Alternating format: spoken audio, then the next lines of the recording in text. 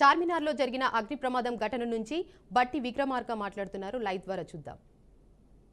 కల్పించడానికి ఈ 5 లక్షల రూపాయల ఎక్స్గ్రేషియా ఒక ఆర్థిక సహాయాన్ని ప్రభుత్వ పరంగా ప్రకటించడం జరిగిందని మీ ద్వారా తెలియజేస్తా ఉన్నాం.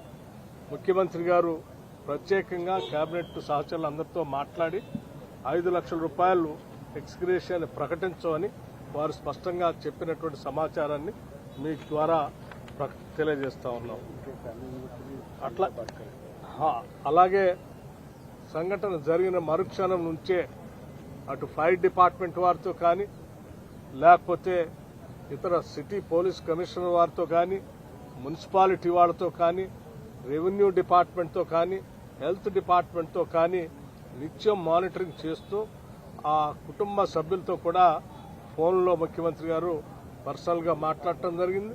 మంత్రులంతా దగ్గరుండి ఈ క్షేత్రస్థాయిలో కావాల్సిన ఏర్పాట్లు కూడా చేస్తూ ఉన్నారు. ఈ సంఘటన జరిగినటువంటి బహదూర్పురా తహసీల్ చార్మినార్ ప్రాంతంలో ఉన్నటువంటి గుల్జార్ హౌస్ లో సరేది ఆ ప్రాథమికంగా అందిన సమాచారం ప్రకారం ఎన్ని గంటలకి ఉదయం పూట ఫైర్ యాక్సిడెంట్ లోపల షార్ట్ సర్క్యూట్ వల్ల జరిగినట్టుగా ప్రాథమిక సమాచారం ప్రకారం భావిస్తా ఉన్నారు. ఆ బిల్డింగ్ లో పడుకున్నటువంటి వాళ్ళు ఆ షార్ట్ సర్క్యూట్ వల్ల రేగినటువంటి మంటలతోనో పొగతోనో వాళ్ళు మరణించినట్టుగా ప్రాథమిక సమాచారం ద్వారా సంబంధిత అధికారులు ఇచ్చినటువంటి సమాచారం తెలియజేస్తా ఉన్నారు. ఈ ఫైర్ డిపార్ట్మెంట్ కి ఉదయం పూట ఆ పరిసర ప్రాంతం నుంచి అనానిమస్ కాల్ ఒకటి 6:16 సమాచారం అందిస్తే 6:17 అక్కడి నుంచి ఫైర్ ఇంజిన్ ఇమ్మీడియట్ గా మొగల్పురా ఫైర్ ఇంజిన్ 6:17 బయలుదేరి 6:20 ఆ ప్రాంతాన్ని చేరుకొని రెస్క్యూ ఆపరేషన్ మొదలుపెట్టడం జరిగింది. దీంట్లో దాదాపు 11 ఫైర్ ఇంజిన్లు వాడటం, అట్లాగే ఒక రోబోని కూడా డిపార్ట్మెంట్ పరంగా వాడారు. 70 మంది ఫైర్ మెన్లు 17 మంది ఆఫీసర్లు దగ్గర ఉండి ఇంకా దాన్ని విస్తృతంగా స్ప్రెడ్ కాకుండా కంట్రోల్ చేస్తూ కాన్స్టెంట్ గా మానిటర్ చేయడం వల్ల ఈ ప్రమాదం ఇంకా వ్యాప్తి చెందకుండా కంట్రోల్ చేయగలిగారు. ఈ డిపార్ట్మెంట్లన్నీ కోఆర్డినేషన్ తో ఈ కార్యక్రమాన్ని చేస్తూ ఈ ప్రమాదాన్ని పరిమితానికి ముందుకు పోకుండా ఆఫ్ చేసేటువంటి కార్యక్రమంలో భాగంగా ఒక డిఎఫ్ఓ కూడా ఆ సంఘటనలో లోపలికి వెళ్లి ఇంజ్యూర్ అయ్యి ఈరోజు స్మోక్ తో అతను కూడా హాస్పిటలైజ్ అయి ఉన్నారు. వారికి కూడా ఆక్సిజన్ పెట్టి ట్రీట్మెంట్ చేస్తూ ఉన్నారు. ఏది ఏమైనప్పటికీ జరిగినటువంటి సంఘటన పట్ల రాష్ట్ర ప్రభుత్వం, మానవత్వం ఉన్నటువంటి అందరం కూడా ఈరోజు బాధిస్తున్నాం, శోకిస్తా ఉన్నాం. ఇది అత్యంత దురదృష్టకరమైనటువంటి సంఘటనగా భావిస్తా ఉన్నాం. తదుపరి ఈ కార్యక్రమాలన్నీ అయిన తర్వాత సంపూర్ణంగా విచారణ జరిపించి తీసుకోవాల్సినటువంటి నిర్ణయాలన్నీ చేస్తాం. రాష్ట్ర ప్రభుత్వం మాత్రం ప్రజలకు ఎప్పుడూ అన్ని శాఖలు ఇలా జరుగుతూ వస్తూ ఉన్నాయి. ఇటువంటి సంఘటనలన్నిటిపైన సీరియస్ గా ఉండాలనేటువంటి ఆలోచనతోనే కావాల్సిన ఏర్పాట్లు చేయడం కోసం కేబినెట్ ఇప్పటికే 2-3 సార్లు దీనిపైన రివ్యూ చేయడం జరిగింది.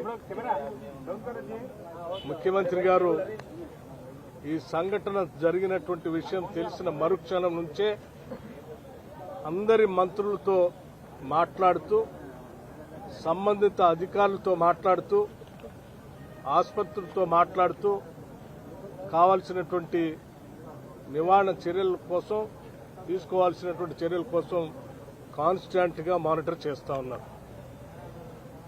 ఇక్కడ హైదరాబాద్ ఇన్ఛార్జ్ మంత్రిగా ఉన్నటువంటి పొన్నం ప్రభాకర్ గారు సంఘటన స్థలం నుంచి ప్రత్యేకంగా ఉండి అధికారులతో క్షేత్రస్థాయిలో వాళ్ళు కోఆర్డినేట్ చేస్తా ఉన్నారు.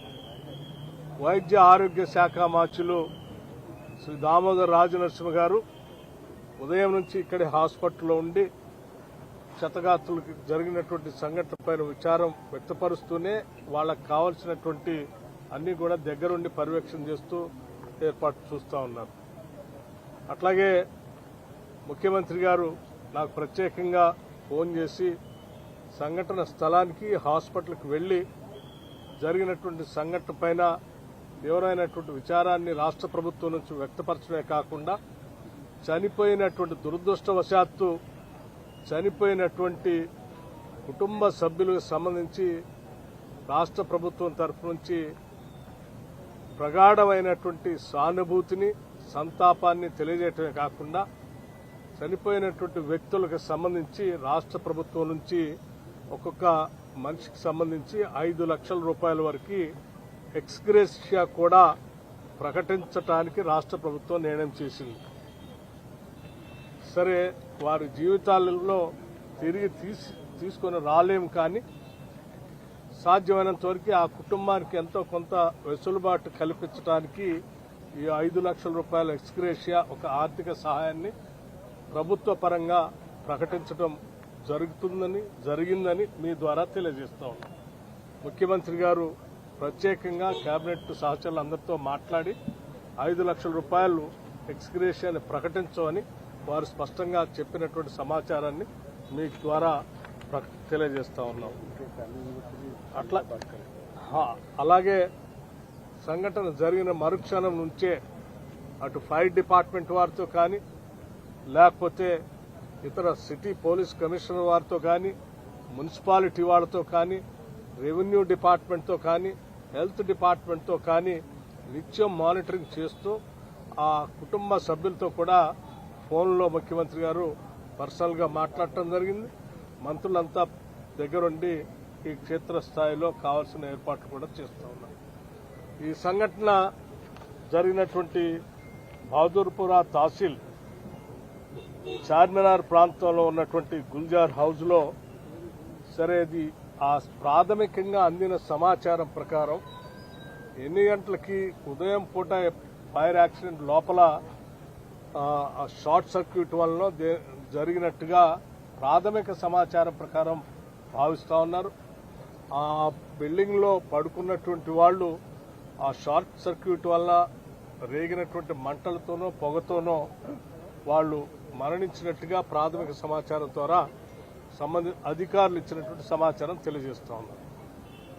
ఈ ఫైర్ డిపార్ట్మెంట్ కి ఉదయం పూట ఆ పరిసర ప్రాంతం నుంచి అనానిమస్ కాల్ ఒకటి 6:16 సమాచారం అందిస్తే 6:17 అక్కడి నుంచి ఫైర్ ఇంజిన్ ఇమ్మీడియట్ గా మొగల్పురా ఫైర్ ఇంజిన్ 6:15 బయలుదేరి 6:20 ఆ ప్రాంతాన్ని చేరుకొని రెస్క్యూ ఆపరేషన్ మొదలుపెట్టడం జరిగింది.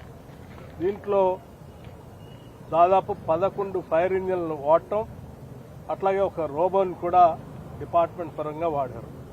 70 మంది ఫైర్ మెన్లు 17 మంది ఆఫీసర్లు దగ్గరుండి ఇంకా దాన్ని విస్తృతంగా స్ప్రెడ్ కాకుండా కంట్రోల్ చేస్తూ కాన్స్టెంట్ గా మానిటర్ చేయడం వల్ల ఈ ప్రమాదం ఇంకా వ్యాప్తి చెందకుండా కంట్రోల్ చేయగలిగారు. ఈ డిపార్ట్మెంట్లన్నీ కోఆర్డినేషన్తో ఈ కార్యక్రమాన్ని చేస్తూ ఈ ప్రమాదాన్ని పరిమితానికి ముందుకు పోకుండా ఆఫ్ చేసేటువంటి కార్యక్రమంలో భాగంగా ఒక డిఎఫ్ఓ కూడా ఆ సంఘటనలో లోపలికి వెళ్లి ఇంజ్యూర్ అయ్యి ఈరోజు స్మోక్తో అతను కూడా హాస్పిటలైజ్ అయి ఉన్నారు. వారికి కూడా ఆక్సిజన్ పెట్టి ట్రీట్మెంట్ చేస్తూ ఉన్నారు. ఏది ఏమైనప్పటికీ జరిగినటువంటి సంఘటన పట్ల రాష్ట్ర ప్రభుత్వం, మానవత్వం ఉన్నటువంటి అందరం కూడా ఈరోజు బాధిస్తున్నాం, శోకిస్తా ఉన్నాం. ఇది అత్యంత దురదృష్టకరమైనటువంటి సంఘటనగా భావిస్తా ఉన్నాం. తదుపరి ఈ కార్యక్రమాలన్నీ అయిన తర్వాత సంపూర్ణంగా విచారణ జరిపించి తీసుకోవాల్సినటువంటి నిర్ణయాలన్నీ చేస్తాం. రాష్ట్ర ప్రభుత్వం మాత్రం ప్రజలకు ఎప్పుడూ అన్ని శాఖలు ఇలా జరుగుతూ వస్తూ ఉన్నాయి. ఇటువంటి సంఘటనలన్నిటిపైన సీరియస్ గా ఉండాలనేటువంటి ఆలోచనతోనే కావాల్సిన ఏర్పాట్లు చేయడం కోసం కేబినెట్ ఇప్పటికే 2-3 సార్లు దీనిపైన రివ్యూ చేయడం జరిగింది. ముఖ్యమంత్రి గారు ఈ సంఘటన జరిగినటువంటి విషయం తెలిసిన మరుక్షణం నుంచే అందరి మంత్రులతో మాట్లాడుతూ, సంబంధిత అధికారులతో మాట్లాడుతూ, ఆసుపత్రులతో మాట్లాడుతూ కావాల్సినటువంటి నివారణ చర్యల కోసం, తీసుకోవాల్సినటువంటి చర్యల కోసం కాన్స్టాంట్ గా మానిటర్ చేస్తా ఉన్నారు. ఇక్కడ హైదరాబాద్ ఇన్ఛార్జ్ మంత్రిగా ఉన్నటువంటి పొన్నం ప్రభాకర్ గారు సంఘటన స్థలం నుంచి ప్రత్యేకంగా ఉండి అధికారులతో క్షేత్రస్థాయిలో వాళ్ళు కోఆర్డినేట్ చేస్తూ ఉన్నారు.